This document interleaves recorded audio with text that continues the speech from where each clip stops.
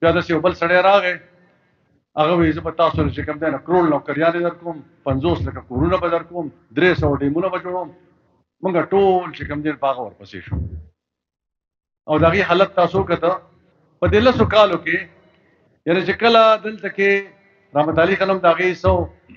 وقار خان دی الله وبخښي، هغه هم د دې څه زموږ د عوامي نیشنل پارټۍ حکومت په 2008 نه واله 2012-13 پورې داسې و چې دلته کې په دغه 3 کالو کې اور بلېده. 2 کاله دې ته ملاو شوي دي. هغه حکومت تاسو وګورئ. او بیا دا 10 کاله په هغه وخت کې زموږ په صوبه چې کوم دا 98 ارب روپۍ قرضدار وه. او که قرضه هغې اخیستې ده نو زموږ سکولونه وران شوي وو، زموږ هسپتالونه وران شوي وو، په موږ باندې سیلاب راغی، پلونه یې راله وړي وو. د هغې دپاره دا کړي وو. او اوس اندازه کېږي که تاسو وګورئ په دا باندې اوس زموږ صوبه څومره قرضدار تاسو ته پته شته؟ 1,000 ارب روپۍ مونږ قرضدار یو، 1,000 ارب 996 ارب روپۍ. اوس دا چې کوم سود یعنې مونږ د هغې هغه سود چې دی نو هغه نشو ورکولی. دا چې دا ټول پروګرامونه بند شو، دا ټول هر څه بند شو، دا ځکه بند شو چې دوی په مخه قرضې واخیستې او خپل ځان یې پرې جوړ کړو. د تاسو مخامخ دي که نه دا کوم ممبران چې دلته کې وو، دا دلته کې فضل حکیم چې و تاسو نه پېژنئ، دا دلته محب الله چې و تاسو نه پېژندئ، د خپل چیزان ته خپل وزیر اعلی وې، د ده مخکې څه حیثیت او اوس یې څه حیثیت دی. دا چې 10 ګاډي او دا 100 ګاډي دي په دې کورونو کې ولاړ دي، او دا بچي په امریکا کې او په انګلینډ کې او په پیرس کې سبق وایي، دا د کوم ځای نه؟ دغه د قرضې واخیستې، قرضې موږ ته پاتې کړې او دوی ته خپل جیبونه ډک کړه او نور یې را سره څه وکړو. همدغه کسان وو چې ځان ته وایي چې موږ د خپل وزیر اعلی نه خپل وزیر اعلی نه مخکې خو زموږ حکومتونه هم تېر شوي که دلته خو د والي صاحب حکومت هم وکړه. تاسو په دې ځمکو باندې ناست خلک نه، په دې غرونو کې به موږ خپل څاروي نه لېږل، د دې نه به موږ خشاک نه راوړ، د دې نه به موږ واښه نه راوړو. اوس ولتلی شي. زما پلار په هغه وخت کې د عوامي نیشنل پارټۍ د ضلع سوات صدر و چې په هغه کې بونیر او شانګله هم شامل وو. دا هغه تسلسل دی چې را روان دی. نو زه به څنګه عوامي نیشنل پارټي پرېږدم،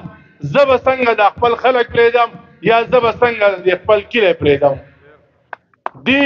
زما په عزت خوشحالېږي، زه د دې په عزت خوشحالېږم. او هغه وخت الله رانولي چې زما په کلي کې که د بلې پارټۍ هم سړی او په ما پسې راغلی، زه درته قسم خورم که ما هغه ته یا سپکه خبره کړي یا مې ډېرې نه ایستلی، الټه ورسره تلی ما خدمت مې ورله کړی دی.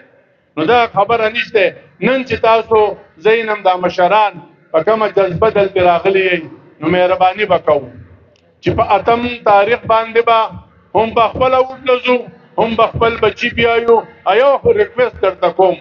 یو عرضي درته کوم، زه هر ځای دا وایم، سلیم خان اکثر دا خبره کوي چې یوازې زما ستا په ووټ کار نه راځي. په کار ده چې پولینګ سټیشن نه په هغې ورځ زما ښځه، زما لور، زما مور، زما بچي هم لاړ شي چې زه ووټ ورکوم. زما زنانه ولې د دې حق نه محرومه کوئ؟ که چېرې په 8 تاریخ باندې الیکشن او تاسو بیا مسلط کېږئ او د خپلې خوښې خلک راولئ، لکه څنګه چې په 2013 کې او په 18 کې د پی ټي آی په شکل کې راوستی و، که د دغې په شان نن تاسو پګړۍ خلکو له په سر ورکړې ده، هغو له جلسې جلوسونه کوئ یا نور هم داسې، که په دغه شکل کې بیا خلک بیا مسلط کوئ، زما ووټ ته لاټین، خو چې هلته بیا بکسه کولاویږي هغه ووټ بیا له بل چای. نو زه ټولې ادارې، که هغه زما سیکورټي فورسز دي، که هغه دلته کې څونه هم ادارې دي په ضلع کې، زه هغو ته دا کولاو خبره کوم که آینده دپاره د 2013 او د 18 په شان دی زمونږ ووټ تاسو د بل په جولۍ کې اچوئ، نو هغه چل بیا عوامي نیشنل پارټۍ له راځي، موږ به یې ثابتو او موږ به خپلې بکسې ته د لوړ نه د ټوپک په لاس باندې به ناست یو او موږ به د خپل ووټ حفاظت کوو. موږ که دلته کې ولاړ او تاسو ته سوال منت کوو، نو د ځان لپاره نه کوو. اوس هم د رام دی رحمت علي خان خپل تاڼه تحصیل کوي، تاسو له کمشنر له ځي، ډي سي له ځي، تاڼه دله کوي، تحصیل دله کوي، ډېر بې خو نه دی. خو دغه نور کسان چې کوم وو چې تاسو بیا ډېرې ته ځئ، ډېرې ولې بني په کور کې نه وي، پیژنئ نو په شا ډلې کې دلته زه ناست یم زما ورور ناست وي زما تره ناست وي زما ملګري ناست وي زما نوکر منتظر د سیټو پورې دي نو اخر چې مړی زما دی غم زما دی خادي زما ده هر څه په ما باندې کې نو په دې اوټ کې زه ولې پاتې شم زه اخر دې کار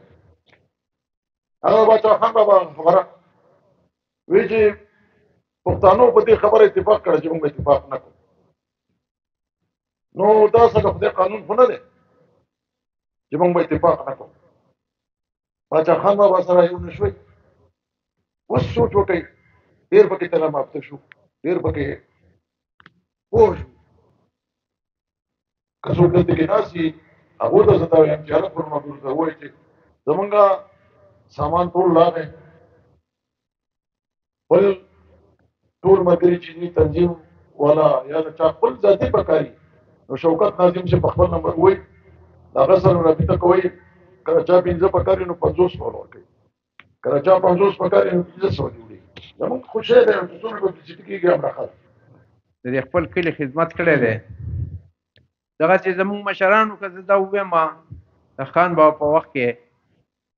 هغه د هسپتال جوړ کړی دی تاسو ټولو ته پته ده او موږ خپله ځمکه په کروړه روپو ځمکه هغې له موږ خپله ورکړې ده چې نن د کروړه روپو ځمکه ده دا موږ د چا دپاره کړي دي دغه بره ټیبلیټ چې جوړ شوی د خان بابا په خپل وخت کې جوړ کړی و په ډیری کې های سکول شته په ډیری کې ګراوند شته په ډیری کې روډونه هم شته زما خیال له هیڅ مسله داسې پاتې نه ده چې هغه موږ په تېر وخت کې پور سر ته نه رسوو تاسو ته پته ده چې زمونږ دا سره جنډه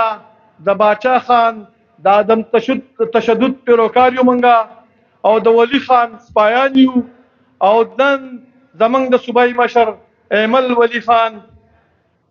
د منګولې لاندې موږ د خپل کار کوو د پښتنو نو زمونږ نښه د پښتنو دا لاټین دی چې موږ په ځان داسې فرض کړو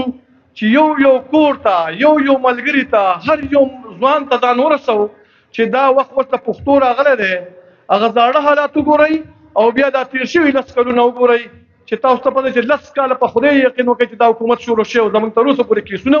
او چې خدای ته اخلاص کړو نو زموږ کیسونه هم خلاص شو موږ یو منشور لرو موږ د خپل قام د مسایلو لپاره حل لرو موږ د خپلو وسایلو اختیار غواړو